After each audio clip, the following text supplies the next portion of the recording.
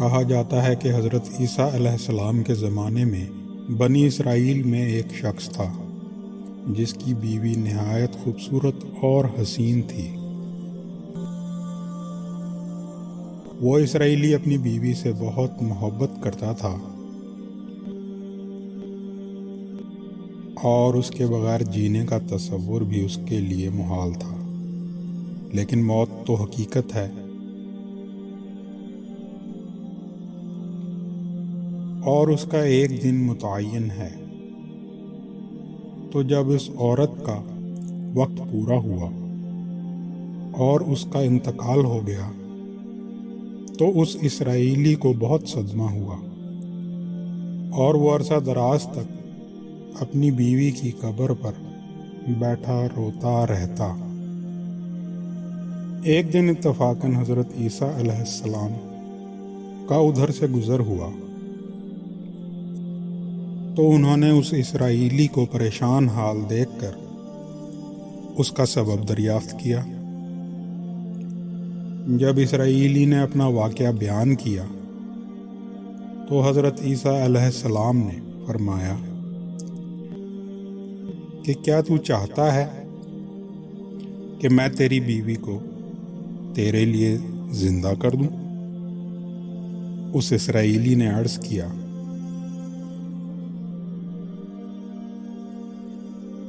کہ جی ہاں حضور، یہی میں چاہتا ہوں۔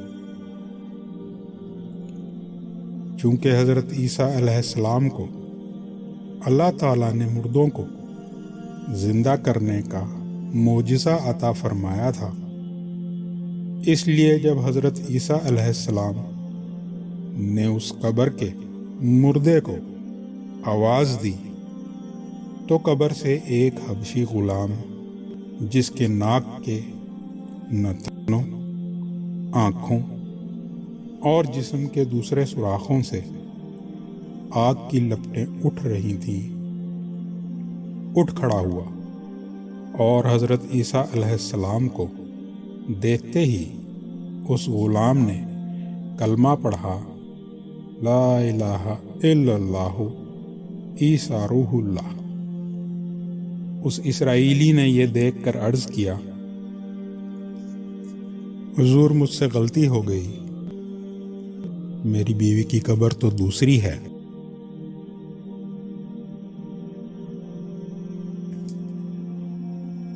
یہ سن کر حضرت عیسیٰ علیہ السلام نے حبشی کو حکم دیا کہ تم اپنی قبر میں واپس ہو جاؤ۔ چنانچہ وہ مردہ ہو کر گر گیا اور اس کی قبر کو مٹی سے چھپا دیا گیا۔ حضرت عیسیٰ علیہ السلام نے اس دوسری قبر کی جانب توجہ فرمائی اور حکم دیا کہ اے صاحب قبر، اللہ کے حکم سے زندہ ہو جا۔ چنانچہ قبر پھٹی اور اس میں سے ایک عورت سر سے گرد جھاڑتی ہوئی باہر آ گئی، جس کو دیکھ کر وہ اسرائیلی خوشی سے بول اٹھا کہ یا روح اللہ، یہی میری بیوی ہے۔ اور حضرت عیسیٰ علیہ السلام کے حکم سے وہ اپنی بیوی کو ہمراہ لے کر واپس اپنے گھر کی طرف روانہ ہو گیا، مگر چونکہ ایک عرصے سے جاگا ہوا تھا اس لیے اس پر نیند کا غلبہ ہونے لگا۔ اس نے بیوی سے کہا کہ تیری قبر پر گریہ و زاری اور بیداری نے مجھے ہلاک کر دیا ہے، اس لیے میں چاہتا ہوں کہ کچھ دیر آرام کر لوں۔ بیوی کہنے لگی کہ ہاں، آپ آرام کر لیجئے۔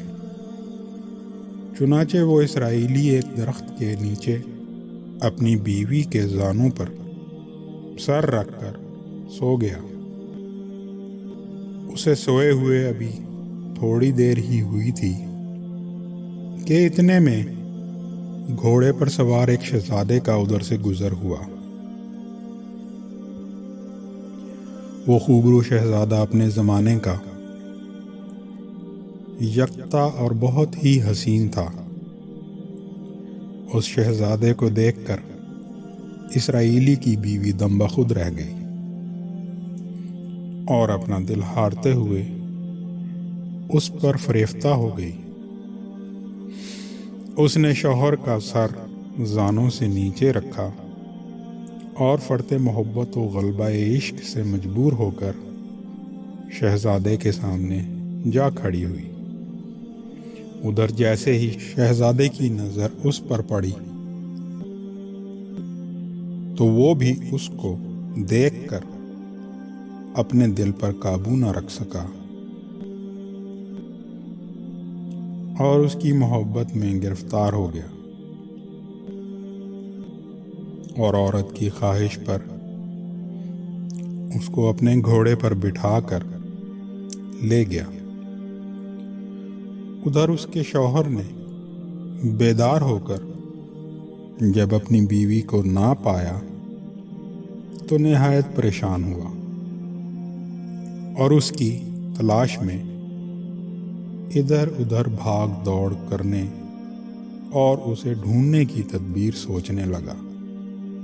سوچتے سوچتے آخر اس کے نقش قدم پر چل کر اس نے اپنی بیوی کو تلاش کر لیا جو شہزادے کے پاس جا چکی تھی۔ بیوی کو دیکھ کر اسرائیلی نے شہزادے سے عرض کیا کہ یہ میری بیوی ہے، آپ اس کو چھوڑ دیجیے۔ ابھی شہزادہ کچھ کہنے بھی نہ پایا تھا کہ اس عورت نے کہا، میں تیری بیوی نہیں بلکہ شہزادے کی لونڈی ہوں۔ یہ سن کر شہزادہ اس اسرائیلی کو ڈانٹنے لگا اور کہا کہ کیا تو مجھ سے میری لونڈی کو چھین لینا چاہتا ہے؟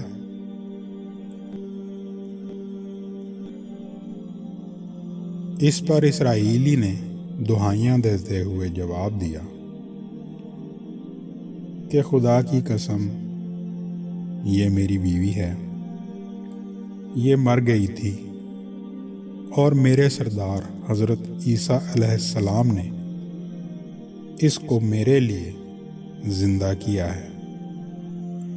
ابھی یہ گفتگو ہو ہی رہی تھی کہ اتفاقاً حضرت عیسیٰ علیہ السلام بھی وہاں تشریف لے آئے۔ ان کو دیکھ کر اسرائیلی فریاد کرتے ہوئے گویا ہوا، یا روح اللہ، کیا یہ میری وہ بیوی نہیں